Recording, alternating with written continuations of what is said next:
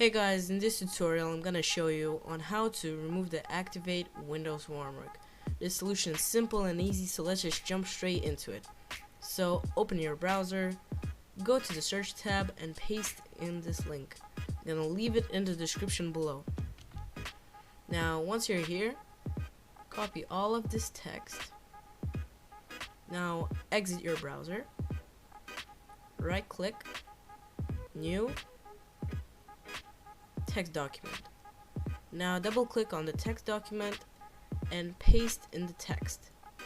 Now click on file, save as. Now name it whatever you want, doesn't really matter, but in the end it has to have .cmd. Without that .cmd this will not work. So then click save. Now you can exit your notepad and now a command prompt will pop up. So right click on that, run as administrator. Now just wait, and it'll say the connection to my KMS server failed. Trying to connect to another one.